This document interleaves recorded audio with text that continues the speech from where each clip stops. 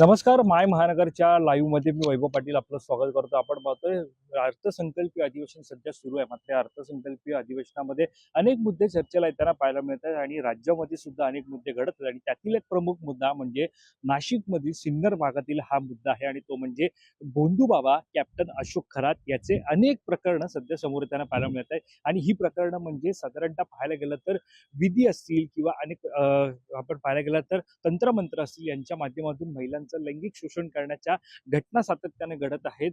58 साधारणतः सुरुवातीला प्रकरणं समोर आले होते आणि या प्रकरणांचा आकडा पुढे वाढतच चालल्याचं पाहायला मिळत आहे आणि यामध्ये खरं तर सर्वसामान्य नव्हे तर मंत्री सुद्धा अनेक असल्याचं पाहायला मिळत आहेत किंवा मंत्रिमंडळातील असतील किंवा आमदार असतील, नेते मंडळी असतील हे सुद्धा आपल्याला त्यामध्ये पाहायला मिळत आहे. मात्र या सगळ्यामध्ये सध्या पाहायला गेलं तर राज्याचे मंत्री राधाकृष्ण विखे पाटील यांची सध्या या सगळ्या प्रकरणामध्ये चर्चेच्या केंद्रस्थानी आलेले ते म्हणजे एक फोटो सध्या पाहायला मिळत आहे आणि या फोटोमध्ये राधाकृष्ण विखे पाटील IPS अधिकारी आणि विभागीय आयुक्त यांच्यासह राधाकृष्ण विखे पाटील हे ईशान्येश्वर मंदिरामध्ये बसल्याचा सध्या फोटो सध्या मोठ्या प्रमाणात व्हायरल होताना पाहायला मिळत आहे. मात्र साधारणतः पाहायला गेलं तर या अगोदर जेव्हा हे अशोक खरात प्रकरण समोर आलं त्यावेळेला ज्या मंत्र्यांची त्यांच्या सोबत असलेल्या कनेक्टेड मंत्र्यांची जेव्हा नावं समोर येत होती, जे जे कनेक्टेड होते त्यांची नावं समोर येत होती, यामध्ये राधाकृष्ण विखे पाटील यांचं सुद्धा नाव चर्चेला होतं. मात्र या अगोदरच त्यांनी दावा केला होता की मी त्यांच्याकडे कधी गेलो नव्हतो, माझा कधी संबंध आला नव्हता. मात्र या सगळ्यामध्ये सध्या आता चर्चेच्या केंद्रस्थानी राधाकृष्ण विखे पाटील आहे आणि या संदर्भात अधिकची माहिती आपण आपलं महानगर आणि माय महानगरचे संपादक संजय सावंत सर आहेत त्यांच्याशी आपण बातचीत करणार आहोत. सर, या अशोक खरात प्रकरणामध्ये साधारणतः पाहायला गेलं तर राज्य महिला आयोगाच्या अध्यक्ष रुपाली चाकणकर यांना राजीनामा जो आहे तो द्यायला लागलेला आहे. अनेक मंत्री सुद्धा यामध्ये अडकल्याचं पाहायला मिळत आहे. मात्र नावं अद्याप समोर आली नाहीये, अधिकृत माहिती समोर आली नाहीये. मात्र राधाकृष्ण विखे पाटील हे चर्चेच्या केंद्रस्थानी आलेले आहेत. काय सांगाल सर? एकंदरीत आपण पाहतो की IPS अधिकारी असतील ते सुद्धा या सगळ्यामध्ये पाहायला मिळत आहेत. एक गोष्ट आहे की हा जो भोंदूबाबा कॅप्टन अशोक खरात आहे, जो कोपनेश्वर मंदिर या ठिकाणी मंदिराच्या ट्रस्टवरती होता आणि तो जादूटोणा किंवा वेगवेगळ्या आघुरी विद्या करून माणसाला वश करत होता आणि सर्वात त्याचं सॉफ्ट टार्गेट हे राजकारणी होते. जर जे काही फोटो आपण सोशल मीडियावर किंवा आता फोटो जे काही रिलीज होतात किंवा SITच्या तपासामधून ज्या काही गोष्टी पुढे येत आहेत त्यामध्ये एक गोष्ट लक्षात येते आहे की आताच्या कॅबिनेटमधले साधारण एक डझनभर मंत्री त्या बाबाचे शिष्य होते, अनुयायी होते. म्हणजे एक मंत्री तर असे होते, म्हणजे आता ते मंत्री नाही आहेत, म्हणजे नाव घ्यायला काय हरकत नाही, दीपक केसरकर. हे त्या बाबांना विचारूनच मंत्रालयात येत होते. आज मंत्रालयात जाऊ का, आज बैठकाला जाऊ का, अशा प्रकारचे म्हणजे म्हणजे आश्चर्याची आणि शॉकिंग काय आहे आपल्यासाठी की महाराष्ट्र सरकारने पृथ्वीराज चव्हाण मुख्यमंत्री असतेवेळी अंधश्रद्धा निर्मूलन कायदा संमत केला. मात्र त्या कायद्याच्या अंतर्गत अशा पद्धतीची भोंदूगिरी तो कायदा का करण्यात आला, यामध्ये नरेंद्र दाभोळकर यांचं फार मोठं योगदान आहे या सगळ्या ह्याच्यामध्ये. आता कायदा केल्यानंतर अशा प्रकारची सुद्धा भोंदूगिरी जर वाढत असेल आणि त्याला खतपाणी हे म्हणजे एक प्रकारे ह्या बाबांना प्रोटेक्ट करण्याचं काम हे राजकारणी करतात. हे म्हणजे तू ज्याचं नाव घेतलं त्या रुपाली चाकणकर या राज्य महिला आयोगाच्या अध्यक्ष असून सुद्धा त्या महिलांच्या बाजूने उभ्या राहिल्या नाही. तर त्या बाबाला प्रोटेक्ट करण्यासाठी त्यांनी आपले सर्व अधिकार वापरले. राष्ट्रवादीतील 2 बडे नेते चाकणकर यांच्या पाठीचे होते. म्हणजे आता अजितदादा आपल्यात हयात नाही आहेत, अजितदादा नाही आहेत आपल्यामध्ये.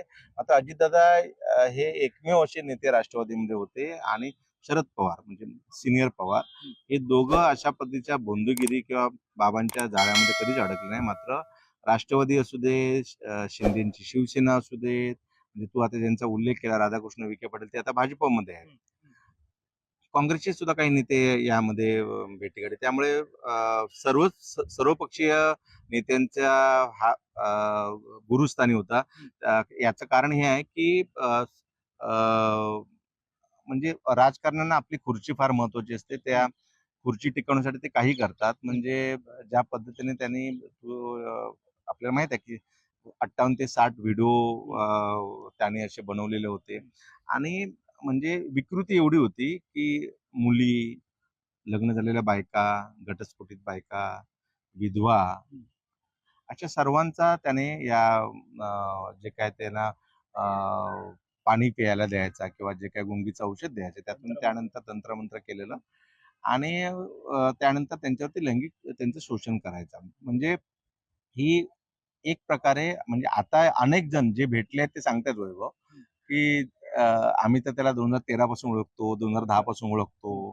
त्याच्यामध्ये काहीतरी अशी शक्ती होती म्हणूनच अनेक गोष्टी मनासारख्या अनेकांच्या झाल्या. मात्र त्याचं हे दुसरं रूप. आता एक लक्षात घ्या, एखाद्या माणसाच्या तो माणूस आहे किती झाला तरी, तर म्हणजे राज्यापासून दिल्लीपर्यंतचे जर बडे नेते जर त्याच्या दरबारात येत असतील, पूजा अर्चा करत असतील, अघोरी विद्या करत असतील, खुर्ची टिकवण्यासाठी तंत्रमंत्र करत असतील, लिंबाला टाचण्या लावत असतील, तर मग सर्व त्यांना वाटतं की माझं कोण काय वाकडं करणार.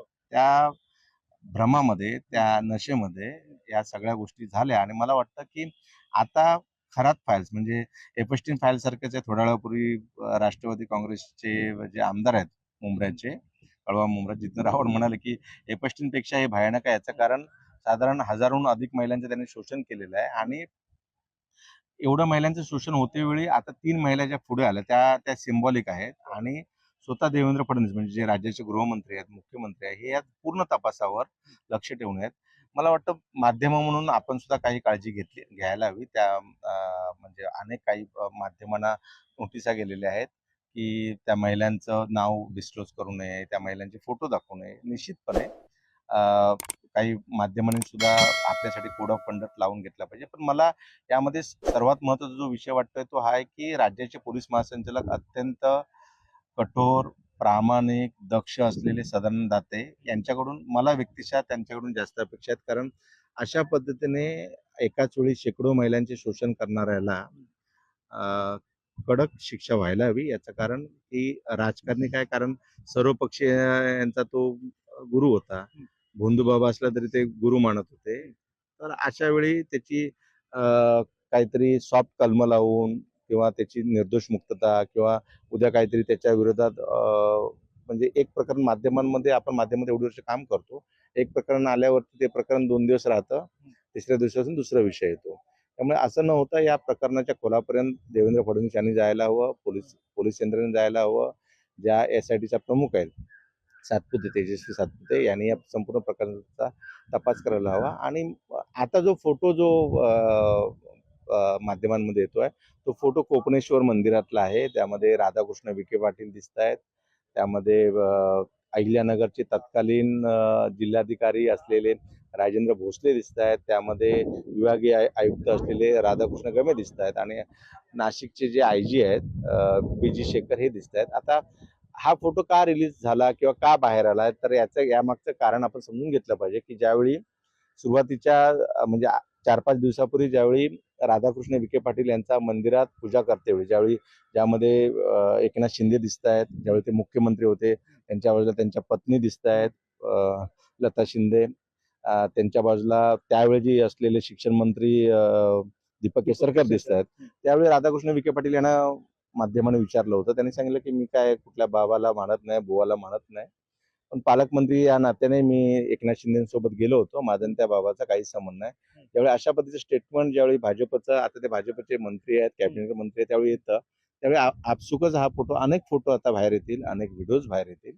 यामध्ये एक गोष्ट आहे की कुणीही कुणासोबत फोटो काढू शकतो.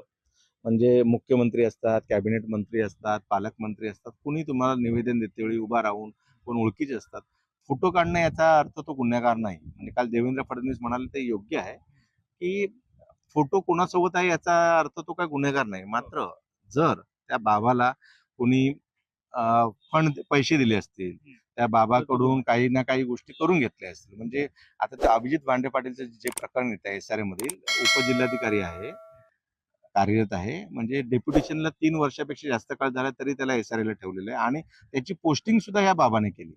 म्हणजे या बाबाच्या दरबारामध्ये सनदी अधिकाऱ्यांच्या पोस्टिंग देणं, त्यांचं प्रमोशनसाठी करणं आणि ज्यावेळी तुमच्या हातामध्ये सत्ता केंद्र असतं, म्हणजे सत्ता केंद्र का म्हणतोय, तर जी काय फोटो रिलीज होत आहेत त्यामध्ये एकनाथ शिंदे आहेत, त्यामध्ये चंद्रकांत पाटील आहेत, त्यामध्ये राधाकृष्ण विखे पाटील आहेत, त्यामध्ये जयंत पाटील आहेत, त्यामध्ये सुनील तटकरे आहेत, त्यामध्ये म्हणजे जो एक फोटो आहे त्यामध्ये देवेंद्र फडणवीस दिसत आहेत, एका फोटोमध्ये अमित शहा दिसत आहेत, धनंजय मुंडे दिसत आहेत, मिलिंद नार्वेकर आहेत. म्हणजे असा एकही पक्ष राहिलेला नाही ज्या सर्व पक्षाचा आमदार, खासदार, मंत्री हा त्या बाबाचा शिष्य नव्हता. फोटो सगळे काढू शकतात. पूजा अर्चा करणं हा प्रत्येकाचा वैयक्तिक आहे. मात्र महाराष्ट्रातल्या सारख्या पुरोगामी राज्यामध्ये अशा प्रकारची भोंदूगिरी करणं हे शोभणारं नाही, भूषणावं नाही. त्यामुळे आता या प्रकरणाचं कसं की एकतर त्या खरातने ज्या पद्धतीने मी जसं म्हटलं की मुली, बायका, घटस्फोटित बायका, विधवा आणि अनेक ज्येष्ठ महिलांना सुद्धा त्याने आपली शिकार म्हणून, कारण तो वासनांध होता आणि अशा पद्धतीच्या त्या बाबाच्या समर्थनात आता हिरवे बाजारचे जे सरपंच आहेत ते त्यांच्या बाजूने बोलतायत, अजून काही लोक बोलतायत बाजूने. हा, त्यामुळे मला वाटतं की आता या बाबाची संपूर्ण कुंडली बाहेर काढण्याची वेळ आलेली आहे. याचं कारण आपल्याला माहिती असतं की महाराष्ट्रामध्ये, देशामध्ये असे अनेक बाबा रामराहीम असतील, आसाराम बापू असतील, मध्यंतरीच्या काळामध्ये धुळ्यामधल्या ते वाघ प्रकरण असेल, असे अनेक अ, अ, बाबा, त्यांच्या आजूबाजूला बाबा म्हटल्यावर तिथे बुवा आणि बाया आल्याच. त्यामुळे हे जे आहे कुठेतरी थांबलं पाहिजे. मला वाटतं ही चांगली संधी महाराष्ट्राला क्लीन करण्याची देवेंद्र फडणवीस यांना मिळालेली आहे असं आपण समजलं पाहिजे. आणि मला वाटतं देवेंद्र फडणवीस यांनी सुद्धा यामध्ये राजकारण न करता त्यांनी याचा संपूर्ण तपास अत्यंत ट्रान्सपरंट पद्धतीने करायला हवा आणि त्यांनी सर्व पक्षांना विश्वासात घेऊन, म्हणजे आता हाऊस सुरू आहे, परवा हाऊस संपेल, आज सोमवार आहे, बुधवारी हाऊस संपेल, अंतिम आठवडा प्रस्ताव उद्या सुरू होईल, त्याला रिप्लाय देवेंद्र फडणवीस देतील. यामध्ये त्यांनी दूध का दूध पाणी का पाणी करायला हवं. विरोधकांनी सुद्धा त्यांचं जे काही उत्तर आहे, नाही समाधान झालं तर त्यांच्यासाठी अनेक पर्याय आहेत. मात्र या प्रकरणाच्या खोलाशी देवेंद्र फडणवीस जायला हवं असं माझं वैयक्तिक मत आहे. नक्कीच सर, ज्या प्रकारे आपण पाहतो तुम्ही आता या सगळ्या प्रकरणामध्ये साधारणतः पाहायला गेलं तर राधाकृष्ण विखे पाटील यांचं नाव जेव्हा समोर येतं त्यामुळे कशा प्रकारे ते नाव समोर येतं याचं जेव्हा तुम्ही विश्लेषण करत होता, काही मुद्दे तुम्ही समोर आणले होते. ते म्हणजे काही नेते असतील किंवा काही मंत्री असतील, हे आता म्हणत आहेत की 2013 पासून साधारणतः पाहायला गेलं तर त्यांना ओळखतोय. ज्याचा उल्लेख तुम्ही आता केला, सनदी अधिकारी असतील, बदल्या असतील, यांचा सुद्धा त्यांच्या जो त्यांचा विभाग होता त्याच्यामध्ये होताना पाहायला मिळत होतं. यासोबतच आणखी अनेक मुद्दे होते. त्याच्यामध्ये जसं तुम्ही आता उल्लेख केला की साधारणतः अनेक जे प्रत्येक पक्षातील नेते हे त्यांच्या सोबत त्यांचे फोटो, मात्र फोटो असणं म्हणजे गुन्हा नाहीये. मात्र त्यांच्याकडून काही काम झालं असेल का, त्यांना काही दिलं असेल का, म्हणजे तो गुन्हा मानला जातो का? मात्र या सगळ्यामध्ये प्रश्न असा निर्माण होतोय की आता ओळख लपवणं हे यांच्यासाठी जड जाते का? कारण अगोदर जर म्हणत असेल की आम्ही 2013 पासून ओळखतोय आणि आता जर समोर फोटो येत आहेत तर मग आम्ही ओळखत नाही असा हा दावा केला जातो का? कुठेतरी ओळख लपवून या सगळ्या प्रकरणातून स्वतःला सावरण्याचा प्रयत्न होतोय का? आणि काय झालंय की आता आपल्या सर्वांना माहित आहे की एक मान्य केलं पाहिजे की मेनस्ट्रीम मीडियापेक्षा सोशल मीडियावरती ज्या पद्धतीने अनेक नेत्यांचे फोटो, व्हिडिओ जे व्हायरल झाले आहेत, त्यामध्ये म्हणजे त्यांच्या मतदारसंघात त्या मतदारसंघातील प्रत्येक घरामध्ये हे व्हिडिओ, फोटो पोचले आहेत. त्यामुळे आता नाविलाजास्तव मी नाही त्यातला अशा पद्धतीचा हा संपूर्ण प्रकार आहे. मात्र मला वाटतं की मी वारंवार तेच सांगतोय की ज्या अधिकारी, उपजिल्हाधिकारी हे तर एक किरकोळ नाव आहे. त्या उपजिल्हाधिकाऱ्याला पोस्टिंग मिळवून देणं, त्याला 4 वर्षांनंतर तिथे ठेवणं आणि त्याला प्रोटेक्ट करण्यासाठी समजा एसआरएचे सीईओ असतील, अजून कोण असतील, हे अनेक जण म्हणजे अप्रत्यक्षरित्या बाबा जे काही गोष्टी करतायत, जो तो भोंदू बाबा जे काही गोष्टी करतोय त्याला समर्थन करण्यासारखं आहे. त्यामुळे मला वाटतं की या सगळ्या प्रकरणाच्या तळाशी जाण्याची एवढ्यासाठीच गरज आहे की ज्या महिलांचं लैंगिक शोषण झालेलं आहे त्या महिलांना न्याय द्यायला हवा. आणि ज्या म्हणजे ते अभिजित भांडे पाटीलचं सिरियस एवढ्यासाठीच आहे, अभिजित भांडे पाटील यांची पत्नी आणि म्हणजे काहीतरी नाव प्रीती असं काहीतरी आहे त्यांची पत्नीचं नाव, आणि या भोंदूबाबाच्या पत्नीचं नाव आहे तृप्ता. या दोघांच्या जमिनीवरती 7 बारा जमीन घेतली आहे, साधारण 1 एकर जमीन, जी पाथर्डी म्हणजे तिथे नाशिकचा प्रॉमिनंट एरिया समजला जातो त्या ठिकाणी त्यांनी जमीन घेतली. म्हणजे अशा पद्धतीने म्हणजे हा बाबा काम करून देण्यासाठी, पोस्टिंग मिळवण्यासाठी डायरेक्ट पार्टनरशिप मागत होता. हो. हे यातून सिद्ध होत आहे. त्यामुळे मला या सगळ्या प्रकरणाचा म्हणजे हे केवळ सांगण्यासाठी आहे की इन्कम टॅक्स आता चौकशी करेल किंवा काही ईडी घुसेल. एक लक्षात घ्या, एक साधा बाबा जो नेव्हीमध्ये असल्याचा बनाव करतो, नेव्हीमध्ये कॅप्टन होता नव्हता गॉड नोज, कळलं. मग नेव्हीने सुद्धा याच्यावरती खुलासा करायला हवा की हा कुठल्या पदावर होता, कोणत्या कार्यकाळात होता, किती वर्ष काम केलं, याने सोडलं की याला सस्पेंड केलंय, सॅक केलंय, हे सगळ्या गोष्टी सांगायला हव्यात नेव्हीने सुद्धा पुढे येऊन. याचं कारण आहे की एखादा बाबा हे साधारण 500 ते 1000 कोटीचा ज्यावेळी मालक होतो, ते सोर्स ऑफ इन्कम काय आहे तुमचं? या सगळ्याचा कुठेतरी विचार करायला हवा. आणि मला वाटतं ईडी, इन्कम टॅक्स ह्या ज्या स्वायत्त संस्था, त्या स्वायत्त संस्थांनी इंडिपेंडेंटली काही गोष्टी तपास करायला हव्या. कारण याचं लिंक हे केवळ राज्यापुरतं, हे केवळ नाशिकपुरतं, हे केवळ मुंबईपुरतं, हे केवळ ठाण्यापुरतं, हे केवळ अजून बीडपुरतं, हे केवळ समजा अजून सांगलीपुरतं मर्यादित नाही राहिलं. ह्याचं लिंक हे दिल्लीपर्यंत आहेत. आणि हे लिंक जर इस्टॅब्लिश जर करायचे असतील तर SITने प्रामाणिकपणे काम करायला हवं. आणि आपल्याला जी माहिती मिळते त्यानुसार म्हणजे हा बाबा एवढा विकृत होता की त्याने त्याच्या ऑफिसमधील असलेला जो पिऊन आहे, ऑफिस बॉय नीरज जाधव, याच्या पत्नीशी सुद्धा त्याने लैंगिक शोषण केलं. आणि त्यानंतर हा सगळा प्रकार उघडकीस आला. नीरज जाधवने ब्लॅकमेल केलं असेल तर त्याच्या विरोधात खंडणीचा गुन्हा, सगळ्या गोष्टी झाल्याच पाहिजे. दिनेश परबने जर त्याच्या माध्यमातून केलं असेल, भायखळ्याचं जो दिनेश परबचं नाव येत आहे. आता कसं आहे की 1 वर्षापूर्वी ज्यावेळी हे सगळं प्रकरण उघडकीस येत होतं, खबरदार पुढारी नावाच्या एका दैनिकामध्ये हे प्रकरण येत होतं, त्यावेळी खबरदार पुढारीच्या पत्रकाराला या राज्य महिला आयोगाच्या अध्यक्ष ज्या आहेत, आता नाही आहे, रुपाली चाकणकर यांनी दरडावणं, त्यांनी त्याच्या विरोधात सगळ्या गोष्टी करायला लावणं, पोलिसांवर दबाव वाढवणं, ह्या गोष्टी आता कुठेतरी थांबायला हव्यात. आणि मला वाटतं राज्य महिला आयोग या पदावरती अनेकांना माहिती आहे की रजनी सातव सारख्या कार्यरत होत्या. आता ज्या राष्ट्रीय महिला आयोगाच्या अध्यक्ष आहेत विजया रहाटकर होत्या. त्या प्रत्येक पदाची एक सँटिटी असते, एक गरिमा असते. ती गरिमा चाकणकर बाईंनी पूर्ण धुळीला मिळवली, हे मान्य करायला हवं. आणि चाकणकर बाईंना पाठीशी घालणारे जे राष्ट्रवादीचे नेते आहे त्यांच्यावर सुद्धा कारवाई. कारण आज अजितदादा असते तर एवढी चितू झाली नसती. एक समजून घेतलं पाहिजे की एखादी व्यक्ती निघून गेल्यानंतर त्या पक्षाची काय वाताहतच आहे. प्रत्येक जण स्वयंघोषित नेते झालेले आहेत, अर्धे जण तर भाजपच्या वाटेवरती आहे. त्यामुळे अशा वेळी मला वाटतं की स्वतः सुनेत्रा पवार एक महिला आहेत, त्यांनी या सगळ्या प्रकरणामध्ये लक्ष घालायला हवं होतं. मुख्यमंत्री देवेंद्र फडणवीस यांना सांगण्याचीच वेळ नाही यायला पाहिजे. मुख्यमंत्री देवेंद्र फडणवीस यांना सांगण्याची वेळ का आली? ज्या पद्धतीने सोशल मीडियावर त्याचा उद्रेक झाला, त्यांचे फोटो आले, म्हणजे पाय धुते वेळी त्यांचं काय फोटो आहेत, आक्षेपार्ह फोटो निश्चितच आहेत ना. कारण कशा आहे की पब्लिक प्लेसला तुम्ही महिला म्हणून करा ना, राज्य महिला आयोगाच्या अध्यक्ष असतील तुम्ही करणं. आणि चाकणकर बाईंचा ट्रॅक रेकॉर्ड काढा. म्हणजे तो त्या संपदा मुंडे जे आत्महत्या प्रकरणात बघा, त्यांनी आयडेंटिटी डिस्क्लोज केली. हागवणे प्रकरणामध्ये काय केलं, या प्रकरणात काय केलं. अशा वेळी म्हणजे राष्ट्रवादीचे जे बडे नेते त्यांना प्रोटेक्ट करतायत, त्यांनी सुद्धा बघितलं पाहिजे आपण कुठपर्यंत कुणाला प्रोटेक्ट केलं पाहिजे. मला वाटतं हे आता राष्ट्रवादीचे, त्यानंतर भाजपचे हे काही नेते ज्यांचे फोटो येत आहेत, शिवसेनेचे नेते असतील, सगळ्यांचे यांनी सर्वांनी विचार करायला हवा की जितेंद्र आव्हाड म्हणते त्या पद्धतीने मला त्यामध्ये एक्झॅरेट केलेले वाटत नाही. एपिस्टिन सारखाच हा प्रकार आहे. आणि ते ज्या पद्धतीने म्हणजे हे ज्यावेळी FIR मी ज्यावेळी वाचले त्यावेळी चक्रावले, माझं डोकं चक्रावलं यासाठी की तो जे काय ओशो पाणी काय द्यायचा की ते व्हायग्रा असायचं, व्हायग्राचं पाणी. म्हणजे या नेत्यांना, या अधिकाऱ्यांना व्हायग्राचं पाणी द्यायचं. आणि ते नेते सुद्धा त्याचं तीर्थ समजून ते प्यायचे. ही ज्यावेळी वेळ येते या नेत्यांचं म्हणजे त्यांना काहीच नाही वाटत, त्यांना कळत नाही काय गोष्टी आपण करतोय, कुठल्या बाबाच्या नादी आपण लागलोय. त्यामुळे मला वाटतं या प्रकरणाचा पूर्ण तपास व्हायला हवा वैभव. आणि हाऊसमध्ये आता जी विधानसभा आहे, विधान परिषद सुरू आहे, यामध्ये सरकारने स्पष्ट भूमिका मांडायला हवी.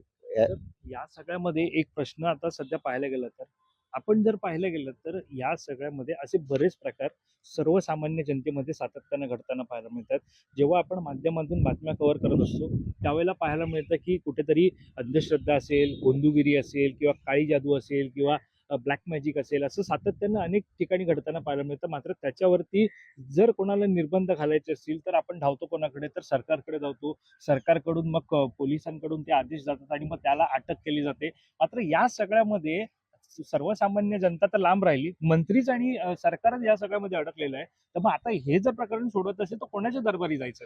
आता एक गोष्ट आहे की जसं समजा SIT नेमल्या यानंतर मला पूर्णपणे कल्पना की या प्रकरणाची म्हणजे निवृत्त न्यायमूर्तींमार्फत चौकशी वगैरे सगळ्या गोष्टी होऊ शकतात. कारण महत्वाचं हे आहे की हे जे खुर्ची बदल आहे किंवा सत्ता बदल आहे, या माध्यमातून राज्यातील सत्ता बदल किंवा जो फेस आहे तो बदलण्यात सुद्धा काम षडयंत्रिक होतं का, हे या तपासाचा भाग आहे. त्यामुळे मला वाटतं त्या तपासावरती आपण जास्त बोलायला नको. मात्र SIT यामध्ये पूर्णपणे अ, काम करते आणि मला वाटतं त्यांना आपण वेळ द्यायला हवा. तेजस्वी सातपुते IPS अधिकारी त्यांच्या नेतृत्वाखाली ही SIT स्थापन करण्यात आलेली आहे. ते तपास सुद्धा करतात. मात्र खबरदारी घेतली जाते. अज्ञातस्थळी जाऊन तपास सुद्धा केला जातोय. काल आपण पाहतोय ज्यावेळेला प्रकरण समोर आलं होतं त्यानंतर आणखी एक प्रकरण समोर आलं. गर्भवती महिलेसोबत लैंगिक शोषण झाल्याचं. त्यानंतर नाशिक पोलिसांनी ताबा घेतला. त्यांच्याकडून सुद्धा चौकशी जी आहे ती समोर होताना पाहायला मिळत होती. त्यानंतर एक व्हिडिओ सुद्धा अशोक खरातचा व्हायरल झाला, ज्याच्यामध्ये तो चालण्यास योग्य नव्हता. अशा प्रकारे पोलीस त्याला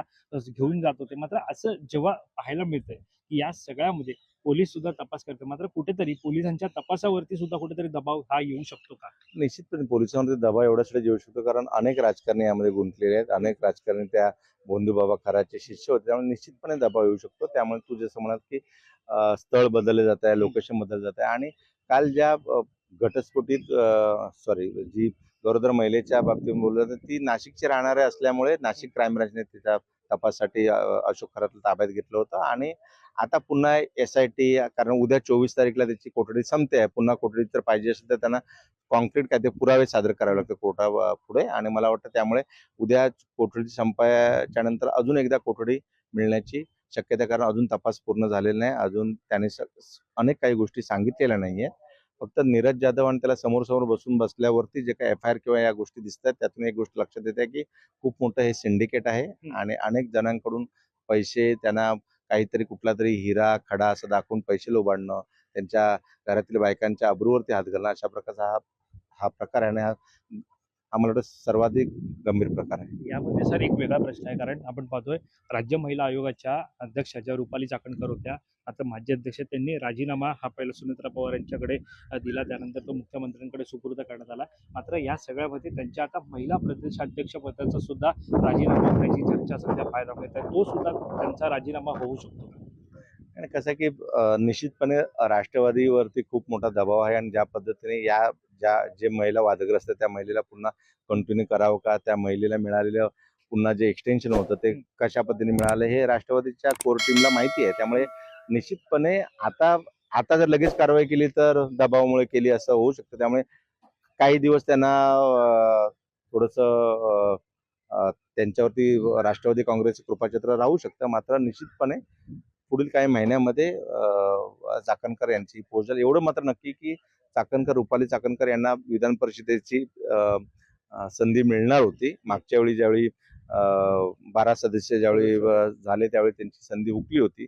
त्यामुळेच त्यांना ती संधी हुकल्यामुळेच राष्ट्रवादीचे जे इथले नेते आहेत म्हणजे प्रदेशाध्यक्ष सुनील तटकरे असतील किंवा प्रफुल्ल पटेल असतील यांनी अजितदादांना कन्व्हिन्स करून त्यांना पुन्हा एकदा राज्य महिला आयोगाचं अध्यक्षपद दिलं केलं होतं. आता त्यांचा नंबर होता विधान परिषदेवर. मात्र त्या अगोदरच या बाबाचं जे कांड आहे त्यामध्ये त्या ट्रस्टवरती त्यांनी तपासात केलेलं जे काय असहकार्य, पोलिसांवरती वाढवलेला दबाव यामुळे त्यांचं ते पद गेलंय. त्यांचं पद जाईल आणि मला वाटतं निश्चितपणे राष्ट्रवादीला हे जी काय पक्षांतर्गत जी काय साफसफाई करायची वेळ आहे ती मला वाटतं जवळ आलेली आहे. या सगळ्यामध्ये सर शेवटचा प्रश्न या सगळ्या प्रकरणामध्ये आपण पाहतोय सर, भाजप सध्या आक्रमक पाहायला मिळत आहे. मुख्यमंत्री देवेंद्र फडणवीस यांनी नागपूरमध्ये माध्यमांशी संवाद साधला. त्यावेळेला मुख्यमंत्र्यांचं म्हणणं होतं की आम्हीच इंटेलिजन्सच्या माध्यमातून हे या अशोक खरात प्रकरणाचा भांडाफोड केलेला आहे. त्यामुळे कुठेतरी मुख्यमंत्री देवेंद्र फडणवीस हे स्वतः या प्रकरणाची तपासणी जी ती करत होते का, आणि साधारणतः पाहायला गेलं तर माझ्याकडे सर्वाधिक पुरावे आहेत असं सुद्धा त्यांनी म्हटलेलं. त्यामुळे अनेक मंत्र्यांसाठी हा धोक्याचा इशारा मुख्यमंत्री देवेंद्र फडणवीस देऊ पाहत आहेत का? नाही, निश्चितपणे एक गोष्ट आहे की हे जे SIT ची जी स्थापना झाली 18 मार्च 19 मार्चला 17 मार्चला सकाळी पहाटे 2 वाजता या बाबाच्या विरोधात FIR झाला आणि बाबाला अरेस्ट करण्यात आले. आता हे निश्चितपणे ठामपणे आपण एवढ्यासाठी सांगू इच्छितो की जरी SIT 19 मार्चला स्थापन करण्याची घोषणा मुख्यमंत्री देवेंद्र फडणवीस यांनी केली असली तरी त्याच्या अगोदर 1 महिना हे संपूर्ण प्रकरण या प्रकरणाचा तपास चालू होता. याचं कारण एक वावी पोलीस स्टेशनला हा कॅप्टन अशोक थोरात हा कंप्लेंट करतो. अशोक खरात हा कंप्लेंट करतो वावी पोलीस स्टेशनला. त्यानंतर त्याच्या काही दिवसानंतर शिर्डी पोलीस स्टेशनला एक महिला, एक तरुणी कंप्लेंट करते की नीरज जाधवच्या विरोधात. ज्यावेळी हे 2 पोलीस स्टेशनचे वरिष्ठ अधिकारी या सगळ्या प्रकरणाच्या खोलाशी जातात, त्यावेळी एक गोष्ट लक्षात येते की ज्याच्या विरोधात तक्रार केली आहे तो तर कल्प्रिट नाहीच आहे, कल्प्रिट कोण वेगळाच आहे. हो. त्यावेळी लक्षात आलं की अशोक खरात हा, आणि त्यावेळी अहिल्यानगरचे एसपी असतील त्यांनी राज्याचे पोलीस महासंचालक सदानंद दाते यांच्या कानावर एक गोष्ट घातली. सिरियस गंभीर प्रकार आहे. त्यानंतर सदानंद दाते यांनी ही गोष्ट मुख्यमंत्री देवेंद्र फडणवीस यांना सांगितली आणि क्लोजली मॉनिटर, कारण त्याला एक लक्षात घ्या, त्या अशोक खरातला कसं ताब्यात घेतलाय. अशोक खरात हा येत नव्हता यांच्या हाताशी किंवा काय. त्यावेळी सांगण्यात आलं की तुमच्या घरामध्ये चोर घुसलाय, अशी आरोळी दिंडोरी आली. त्यानंतर चोर घुसला करून पोलीस घुसले आणि तो ज्यावेळी बाहेर आला त्यावेळी पोलिसांनी त्याला. त्यामुळे मला वाटतं की या प्रकरणाचं निश्चितपणे देवेंद्र फडणवीस म्हणतात ते तंतोतंत खरं आहे. सर्वाधिक पुरावे देवेंद्र फडणवीस यांच्याकडे आहेत. याचं कारण एक आहे, ते मुख्यमंत्री आहेत. याचं दुसरं कारण आहे, ते गृहमंत्री आहेत. आणि तिसरं सर्वाधिक कारण आहे की त्या खराच्या सगळ्या प्रकरणामध्ये त्यांचे जे विरोधक आहेत किंवा त्यांचे जे म्हणजे अब दुश्मनों की बारी तो हो गई, अभी दोस्तों की बारी आहे असं म्हणण्याचं जे काय आता सध्या सुरू आहे. म्हणजे साताऱ्याचं प्रकरण असू देत किंवा जे ते सगळेजण जे दिसत आहेत ते सगळे मित्रपक्षच आहेत ना त्यांचे, म्हणजे शिवसेना असेल. कळलं. आणि हा इशाराच आहे का? कारण हा निश्चितपणे हा इशाराच आहे. याचं कारण की सगळ्यांच्या कुंडल्या माझ्याकडे आहेत. योग्य वेळी मी त्या कुंडल्या बाहेर काढेन आणि कुंडल्या बाहेर काढते वेळी मग त्यामध्ये आपल्या सर्व माहिती आहे की हे म्हणजे 2014 साली सुद्धा देवेंद्र फडणवीस यांनी हेच केलं होतं. सर्वांची फायली त्यांच्याकडे होत्या. आता तर या बाबाच्या माध्यमातून कुंडल्या आहेत, त्यामुळे मला वाटतं या सगळ्या कुंडल्यांचा अभ्यास ते करत असतील. त्यामुळे त्यांनी छातीडोकपणे हेच सांगितलंय की सर्वाधिक पुरावे त्यांच्याकडे आहेत. नक्की सर, धन्यवाद आमच्याशी बातचीत केल्यासंदर्भात. आपण पाहतो की एकंदरीत अशोक खरात प्रकरणामध्ये अनेक मंत्री असतील, अनेक आमदार असतील किंवा अनेक सर्वसामान्य महिला असतील यांचं कनेक्शन सध्या पाहायला मिळत आहे. मात्र या सगळ्यामध्ये अशोक खरात हा सध्या अटकेत आहे. पोलीस त्याच्यावरती तपासणी असेल, एसआयटीच्या माध्यमातून तपासणी असेल ती होताना पाहायला मिळत आहे.